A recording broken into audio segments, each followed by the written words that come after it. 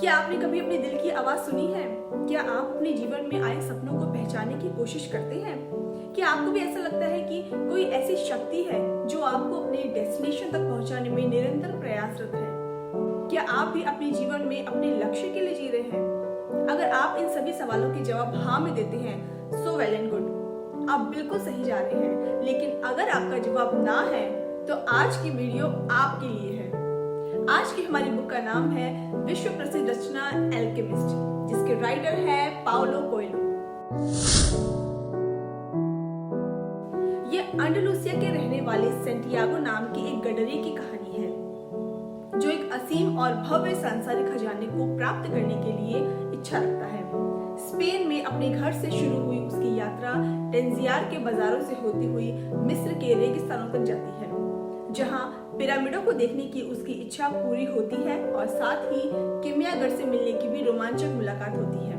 ये कोई self help book नहीं है, ये एक नॉवेल है। लेकिन इस बुक की कहानी को पढ़ने के बाद ये नॉवेल कम और सेल्फ हेल्प बुक ज्यादा लगती है।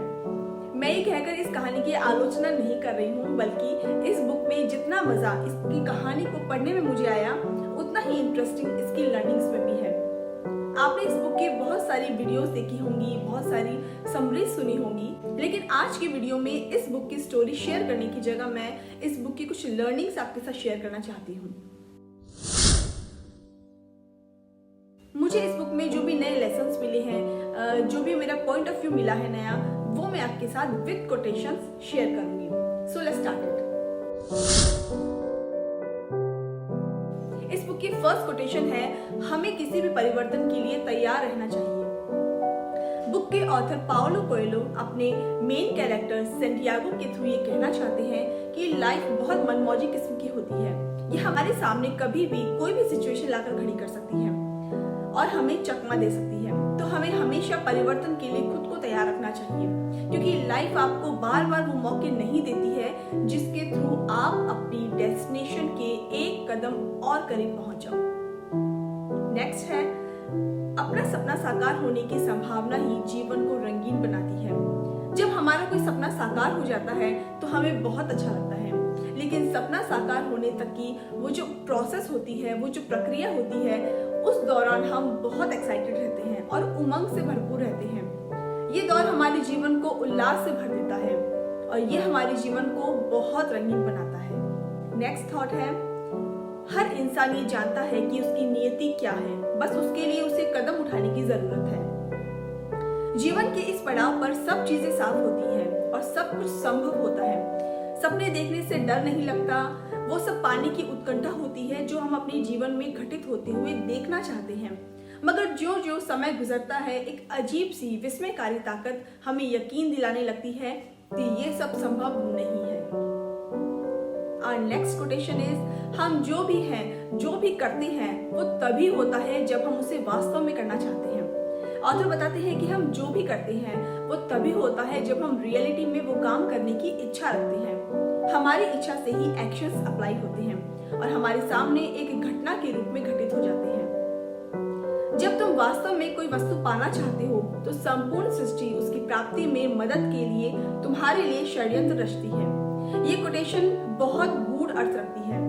जब हम किसी चीज को पाने की दृढ़ लालसा रखते हैं तो हमारी सारी एनर्जी, न केवल हमारी बल्कि आसपास की एनर्जी भी उस सपने को पूरा करने में जुट जाती है। इस वाक्य का इस पूरी बुक में कई अलग अलग जगहों पर इस्तेमाल किया गया है और इस वाक्य के द्वारा कहानी की अलग अलग घटनाओं को बहुत इंपॉर्टेंट सपोर्ट दिया गया है।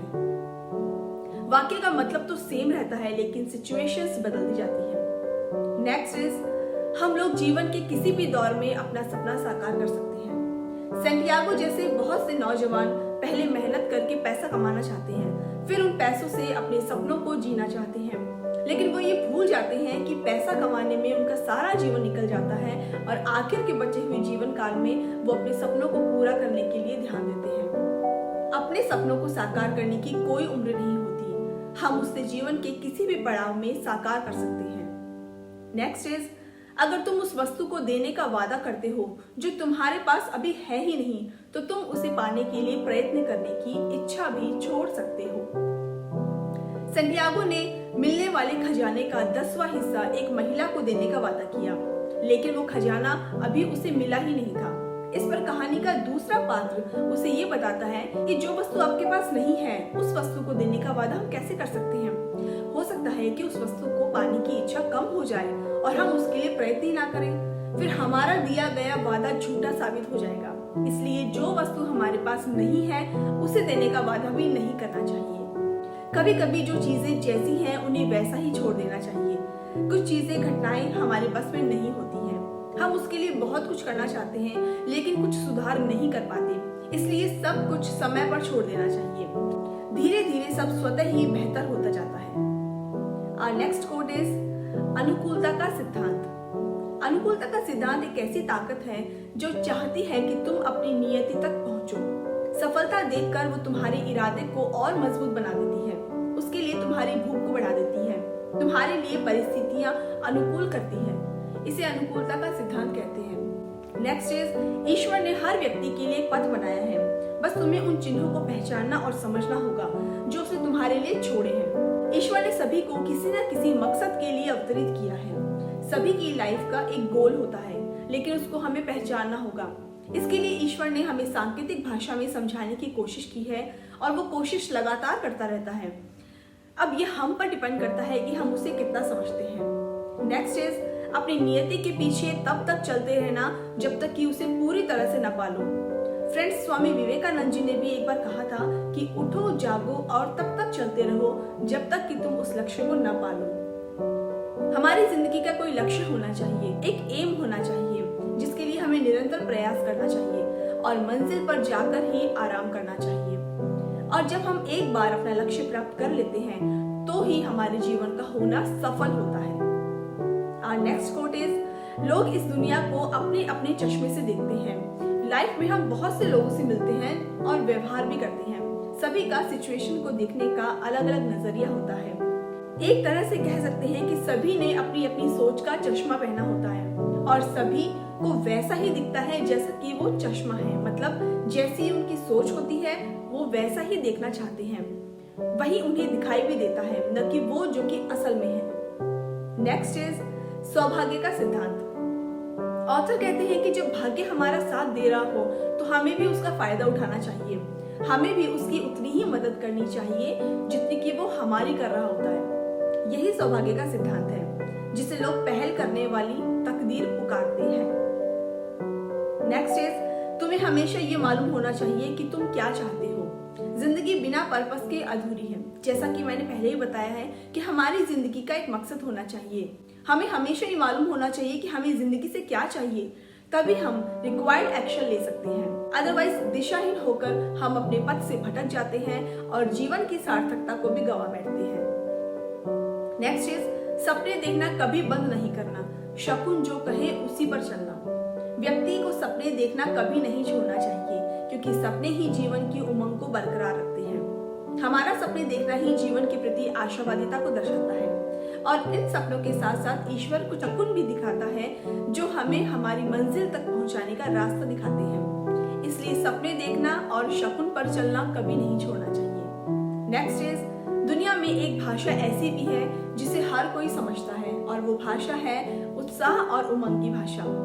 वो कहते हैं ना कि बेजुबान जानवर भी आपसे बहुत प्यार कर सकता है, वो हमारी भाषा नहीं समझता, लेकिन उत्साह और उमंग दिखाकर वो अपनी अभिव्यक्ति भलीभांति कर देता है। ऐसे ही अलग अलग देश के रहने वाले, अलग अलग भाषा बोलने वाले लोग भी अपने भावों की बहुत खूबी आदान प्रदान अभिव्यक्ति करते हैं।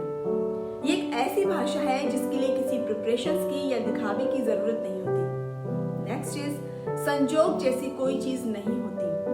ये कोटेशन इस बुक की बॉटम लाइन है कि संजोग नाम की कोई चीज नहीं होती। कोइंसिडेंस जैसा कुछ नहीं होता। हम में से बहुत इस कोटेशन से इत्तेफाक नहीं रखते, संजोग या संयोग में बिलीव करते हैं, लेकिन ऑथर का मानना है कि इस सृष्टि का निर्माण ईश्वर ने बहुत सोच समझकर और बहुत अच्छे विचार करके किया है। इस बात में कोई दो राय नहीं है कि सब कुछ पहले से ही लिखित है, सब कुछ नियति है। आप हम जिस भी जगह पर हैं, जिस भी कंडीशन में हैं, वो कोई कोइंसिडेंस नहीं है, बल्कि हमारे अपने ही कर्मों का फल है। आज अगर हम खुश हैं तो हमने जरूर कोई अच्छे काम किए होंगे जिनका कि फल आज हम भोग रहे हैं, और अगर हमें कोई परेशानी है तो ये भी हमारे कर्मों का ही परिणाम है। तो हम ऐसे ही इस वर्तमान स्थिति में नहीं है। इसके लिए बहुत लंबा लेखा जोखा है। नेक्स्ट इज, उन लोगों को अज्ञात से कभी नहीं डरना चाहिए जिन्हें मालूम है कि उनकी जरूरतें क्या है, वो क्या चाहते हैं और उन्हें हासिल कैसे किया जा सकता है। नेक्स्ट, जब तुम पूरे दिल से किसी चीज को पाना चाहते हो तभी तुम उस विश्वात्मा के सबसे नजदीक होते हो और ये शक्ति सदैव सकारात्मक ही होती है। नेक्स्ट इज, जब आप प्यार करने लगते हैं तो सभी चीजों के अर्थ और गहरे होते जाते हैं। नेक्स्ट कोटेशन इज, प्यार कभी किसी को अपनी नियति की तलाश करने से नहीं रोकता है। अगर वो व्यक्ति अपनी तलाश छोड़ देता है तो इसका मतलब है कि उसका प्यार सच्चा प्यार नहीं था, ऐसा प्यार जो हमेशा सर्वव्यापी भाषा बोलता है। नेक्स्ट कोटेशन इज, हर एक तलाश आरंभिक भाग्य से जुड़ी होती है मगर खत्म होती है तभी जब विजेता कठिन से कठिन परीक्षाएं सफलता से पास कर लेता है। नेक्स्ट कोटेशन इज, तुम्हारी आंखें बता देती हैं कि तुम्हारी आत्मा कितनी शक्तिशाली है। कहते हैं कि इंसान के अंतर्मन का आईना उसकी आंखें होती हैं। आंखों को देखकर बताया जा सकता है कि आप कितना सच बोल रहे हैं और कितना झूठ। इस तरह से आंखें हमारी आत्मा की शक्ति को अभिव्यक्त करती हैं। Our last quotation is, केवल एक ही ऐसी चीज है जो सपनों को बीच में छोड़ देने के लिए मजबूर करती है और वो है असफलता का डर। सो फ्रेंड्स, इन लर्निंग्स को सुनकर आप भी उत्साह और जोश से भर गए होंगे। कभी कभी कुछ बुक्स ऐसी आती हैं जो रीडर्स को केवल सोचने पर ही विवश नहीं करती बल्कि संपूर्ण जीवन को बदल डालती है हमेशा के लिए। एल्केमिस्ट ऐसी ही एक अभूतपूर्व बुक है। आपको इन लर्निंग्स में से कौन सी लर्निंग सबसे अच्छी लगी, प्लीज कमेंट करके जरूर बताइए। Thanks for watching, good bye.